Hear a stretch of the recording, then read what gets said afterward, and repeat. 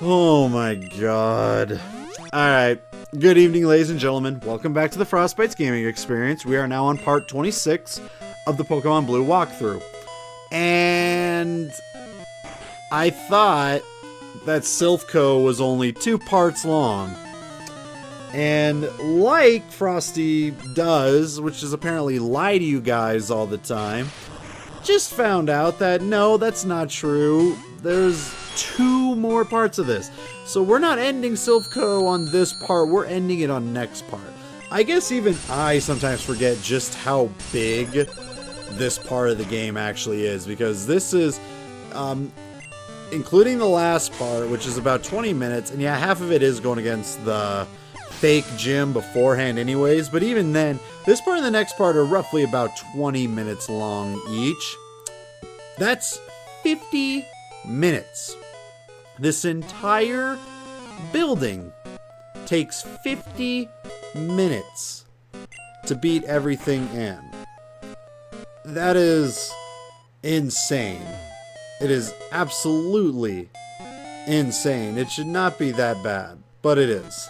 So, continue on with the trend of essentially what the last who knows how many parts was, where it's just nothing but trainer fights. Well, now we got nothing but rocket fights, you know, and I said it'd be a little bit more interesting because there's a gimmick with the whole entire teleport pads, but the fact is I almost never use them anyways, because in order to make sure that I go through it the way that I should be, I just go up through a flight of stairs. Now, the first time playing it, obviously it's going to be a little bit more interesting because you teleport one way or the other. It's like, ooh, everything looks so cool, and, you know, this is an awesome thing, and everything's so different, and who knows, you know, oh, I've already been here before, and all that cool stuff. And if you just already know where the card key is, then it doesn't really matter, because then it's just like, okay, floor 1, scope it out, floor 2, scope it out, open these, and all that stuff.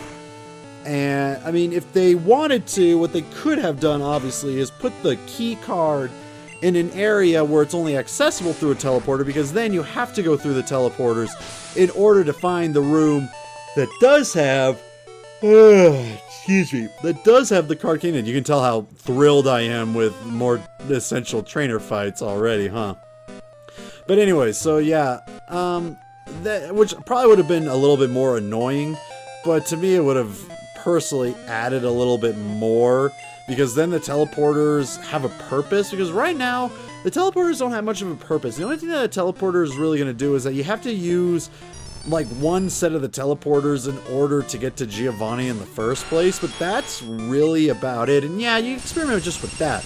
But I think just by adding a little bit more, by having the teleporter also act on the fact that, hey, if you want to explore every single nook and cranny of this, you're going to need the card key, which is only accessible in this one area, but you got to use the teleporters to get there correctly. They don't, no harm, no foul kind of thing, but I think it would have made it a little bit more interesting, but also could have been a lot more frustrating and difficult trying to first figure out the order without utilizing a guide. So I guess in some cases I can understand why they don't exactly go out of their way to do that. I guess it's one of those damned if you do, damned if you don't kind of moments anyways. So, I don't know. But I also find it very weird having something like a teleporter in a building like this anyways. You've already got an elevator to go from one floor to the next. Is like every person gonna have like a teleport? It's like, oh, I need to go to like floor 4, but I don't exactly want to take the elevator. I could step on this and immediately teleport to there because science? I don't know. But I guess in a world of Pokemon and where they're, you know, using a lot of their money to make a ball that'll guarantee a catch, I guess it's not too weird out of the realm that they're also utilizing some of their tech to make a transporter to go from one floor to another.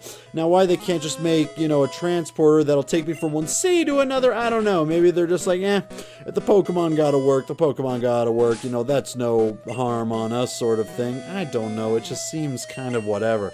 You'd think they'd make a whole bunch of money charging for something like that, instead of just having people being able to fly their own Pokemon.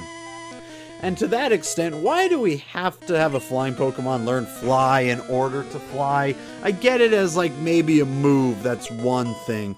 But having to teach your Pokemon the ability to have someone climb on their back and fly from one area to another, they just can't simply do that? Like, come on, when you can't, I mean, I guess maybe they need some kind of training to know how to move around in the wind conditions by having all that extra weight on you, but that's really stretching the imagination on that one.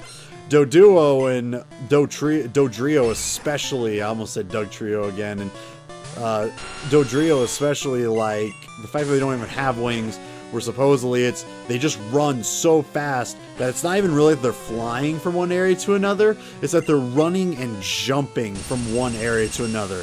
And the force that I guess that they can jump with their legs is so strong apparently that it just lifts them in the sky, and it's essentially like they're flying. Always been a very, very interesting thought to me, especially if you want to animate something like that. Or like, you know, how can you as a trainer trust that it's actually going to be able to land on its feet? You know, like if it steps and turns or something and then you go flying off, that's essentially instant death if it's able to run that fast. So, I don't know, it's always been really funny. And I don't remember, I know the face of the type of bird that it's based off of, but I don't remember what it's called off the top of my head. But it's like these little birds. They just look like a round ball, and they've got these really long, like, peg legs that they usually jump from place to place with. But they've got little tiny wings, I believe, so, like, they are capable of flying, but they got, like, these really weird legs that just look like one of those, like, springboards, or one of those, like, toy frog things where you push down, and when it slips off your finger, it, like, launches them in a certain direction. Their legs kind of look like it would do something like that, where if you push down on it, its legs would go down, you let go, and it just springboards itself into the hemisphere, or something like that. I don't know. I'm making conversation at this point. Like, we're not even halfway done with this video. We got a whole nother one after it, and it's nothing but more trainer fights. My goodness, and I've already talked your guys' ears off about Twitch. You know, I'm eventually gonna do it, but, you know, who knows, and all that stuff. Oh my god, is there, like... Now that I think about it, I wonder when the next Pokemon tournament is supposed to be. Because that's something that I really need to go on my way and start watching fully. Oh, I thought we were actually gonna fight that guy. Oh, that dude's hair looks like he's got a weird head too, due to the checkerboard scheme that we got on the floor there. That's so weird. Anyways, so I go on my way to mostly talk to everybody here because I never remember off the top of my head who is working with Team Rocket and who exactly isn't. And like a lot of the scientists do end up working for Rocket, but I think there might be some that don't, so it's like, you gotta talk with them just to be sure. But there's also just other people that look a little bit different. I think there's like Pokemaniacs are also in this area, but I could be wrong on that one. Maybe it's just Rockets and scientists. Either way, you know, because my memory is so horrible that, you know, I can't fully trust that I fought everything. I mean, you saw a little bit earlier in the video, I had to go back down a floor because I forgot to fight a guy, you know, because I thought he was just a normal member, and then I was like, oh wait, this guy is someone that I can actually fight, I gotta go back and take care of him. You know, so I can't trust my own internal memory on what it is that I can and can't fight. So in a big area like this, where I've tried to do it all in one run, which is essentially 50 minutes long, after having also done the fighting tournament, that's an hour worth of stuff that I gotta try my best to memorize, all while I'm watching something on TV. Remember, I'm not really paying attention to what's actually going on here. You guys think that I'm having a tough time staying awake commentating over this. I had a hard time staying awake when recording this originally. As I'm watching something else on TV, I was barely paying attention. It's just like, okay, I know such and such Pokemon needs to be out. I'm just going to keep hitting A until I eventually hear the victory sound. And then, okay, let's walk to the next person and do that battle and all that. So, yeah, after a while, it just kind of gets into a slow, steady grind. Just like this commentary is going to get into a slow and a steady grind. But back to what I was originally saying, I'm definitely interested in when the next Pokemon VGC is, because I've been watching this one channel, and I do not remember if I talked about this channel earlier, but one of the channels I've been really watching and getting into lately has been False Swipe Gaming. If you do not know about False Swipe Gaming, make sure to check out the channel, because the guy talks a lot. He talks about mostly just Pokemon. There's sometimes where he does talk about Smash Brothers Melee. Well, I think it's just Smash in general, because he usually... he used it with like Pikachu and I believe also Jigglypuff, talking about like how strong they were in like the original Super Smash Bros, then Melee, then onward and upward all the way to like how it is now or something like that. But good majority of the videos is mostly talking about competitive Pokemon battles, which has been really interesting for someone like me to watch, because again, as someone that didn't grow up with competitive Pokemon, being able to look and see how it was and what Pokemon was good and what Pokemon wasn't, and changing the perception of how I kind of saw Pokemon was really interesting. And so now I really want to go my way and watch an actual Pokemon VGC, one of the upcoming ones. I don't know exactly when those are. It might have been in the spring and I already missed it, and I just had to go on my way and watch a Twitch VOD of it in order to see what this last year's was, which was going to be even more interesting because I know it's part of Gen 7, the Alolan region. And again, I have no information on that because I haven't played Sun or Moon yet because I don't have a 3DS, so I have no means of actually playing it at the moment. But even so, just like based on what I learned watching that and like how the competitive scene actually works, I've really been wanting to go out of my way and watch some of the VGCs because it's just so much more interesting to me now. Because again, it really changes the perspective of how I see a lot of Pokemon, because as a kid, it was mostly like, hey, I see Pokemon as like, hey, do you look cool? Do you look tough? Then I'm going to go ahead and utilize you. And I thought certain Pokemon were like so good when I was younger. Even now, there are some Pokemon where I'm like, yeah, this Pokemon's pretty good, and then I watch Fall Swipe Gaming and then see one where it's like, oh, it's not exactly as good as I thought it was. Yeah, it's in a different competitive format than obviously what the AIs can give you. But even then, just kind of seeing that, oh, such and such isn't as good, or, you know, or like one of my favorites is actually better than I thought. In some cases, you know, my biggest one of my favorites to watch was on Quagsire, because Quagsire was definitely one of my favorite Gen 2 Pokemon, as you guys, you know, probably saw when watching it, because I utilized him on my team, because he was definitely one of my favorites when first playing it, and I just loved the idea of a water ground type specifically, and he just has that derpy little smile, and he looks like he's just happy about everything.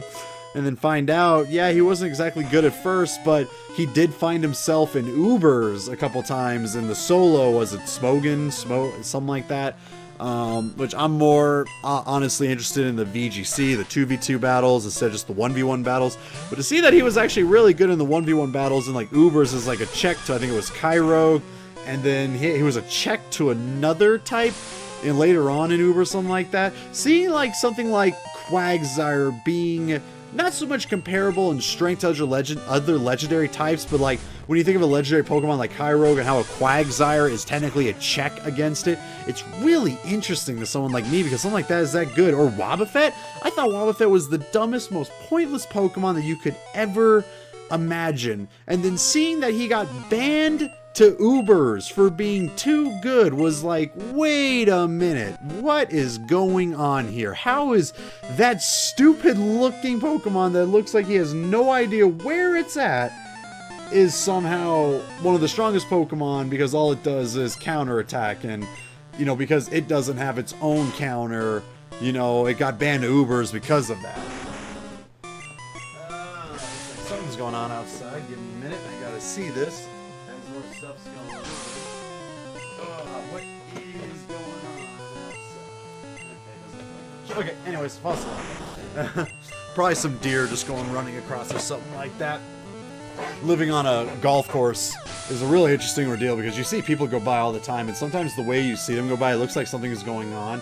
And I like to try and, you know, keep informed with what's all going on in, like, you know, the areas that are around me. And for a second, I thought it was because like a golf ball got hit into our area, but nope, just looks like some deer are going by. But anyways, back to what I was talking about, because we're getting close to ending off on this video, and I might have to call it good there for the day because my brain is just kind of slowly turning into mush at this point, and I don't want you guys to, you know, be the receiving end of my mushy brain commentary as I'm going through this. If you guys cannot tell, I am really looking forward to getting back to doing live gameplay stuff and not any more of this post-commentary stuff, because it's a little bit old. I'm definitely going to have to look on how I'm going to do Gen 3 to keep it live and not post-commentary. I don't know how I did it with Gen 2 so well. I probably didn't do it all that well. I think it was easier because with the different stats on the time of the day, that took up almost a good majority of like the length of most videos anyways, and most places didn't take an hour long to beat. You know, the longest one was the Elite Four that took 40 minutes, and I just did that one with no commentary because I was like, hey, it's the Elite Four, there's no need for commentary. It's gonna be different with this one though, because the Elite Four is the end of the game, basically, whereas in Gen 2, it was just the first half of the game, really. So, you know, I felt it was okay to go ahead and, you know, take essentially, like, you know, take a break and have it just be all that, because it's a certain highlight of the game, but not the end of the game. And for this one, it's a highlight as well, but it's the end of the game, so, you know, you gotta at least talk about it a little bit, you know, or at least attempt to, sort of deal. Not exactly sure. Thought I just heard something completely crush on the house. Don't know. It was probably the fence. Although I do see some golfers going by at the moment. Anyways, yeah, living on a golf course can be really fun and entertaining sometimes, but it really sucks when you're trying to do something, and then, hey, who is that haired person up there? He looks a little familiar. Anyways, yeah, it's really entertaining when you are trying to do something and then you just hear like a big thunk on the side of where you live, and it's like, oh, we just got pelted by a golf ball. Surprisingly, have not lost any windows because of it, though. That's very interesting. And I mean, free golf balls. I mean, I'm not much of a golfer, but me and James, when we were in high school, used to go out and just hit back and forth on the golf course just for fun, and being able to do that with free golf balls, where it's like, hey, if we lose these, at least we didn't have to pay money for them. So, you know, always a good feeling right there. But yeah, definitely gonna go and watch some of the VGCs. I believe it was this past year. I think it's in the spring. It's like March or April, I believe, and I might have, you know, just missed it by a couple of months. So definitely gonna go back and gonna have to watch some of that at some point or another. The card game too, but I don't know. I feel like the Pokemon card game, as cool as it is, does have a really big fair share of issues. One of the biggest one being that any card game where you can essentially win the game on turn 1 is a little bit ridiculous, but the way that the game's kind of power creeped, it kind of has gotten to the point where it's like, hey, you know, if you get a good setup on turn 1 and your opponent doesn't, well, then that's kind of it. Not always the case. I do remember watching a video, like, it was a couple of years back, where the guy started turn 1, didn't have really anything to help support him, which was really bad, and yet still found a way to come back and win. So it is possible, but I don't know. It's always seemed a little bit weird that a game where you can essentially basically win the game turn 1 or turn 2, a little bit too much to me, but it's still cool nonetheless. I still go out my way to collect some Pokemon cards every now and then. Again, like with normal Pokemon, not exactly competitive with it, but it's like, hey, if I like Pokemon and I like opening up packs to see what I get, yeah, I'll go ahead and go my way to do it. On my computer, I've got my 2 favorite Pokemon ever, the 2 cards sitting on it being my Sneasel and my Cyndaquil. And if I ever get a really good Lapras card, which I thought I did at one point, but I might have given it up, and I have to get another one. If I get a good Lapras card, I'll put it up there as a trio of my 3 all-time favorite Pokemon, and Cyndaquil, Sneasel, and Lapras. Cyndaquil, first ever Pokemon star I ever played with, so it's going to be my favorite. Also, I love Typhlosion. Like, I mean, if I'm being honest, you know, Typhlosion is my favorite form, but, you know, being the very first Pokemon I ever truly had in Cyndaquil, it's my favorite. You guys know already how I feel about Sneasel, my all-time favorite Pokemon, and then Lapras, my favorite Gen 1 Pokemon. Just, gotta get a good Lapras card to go with those 2. But anyways, that's gonna do it for this part, ladies and gentlemen. I'm not gonna force myself to do the next one. I'm gonna wait till probably tomorrow to do that, to get it all ready. But anyways, you guys enjoy the rest of your evenings. I'll catch you guys in the next part.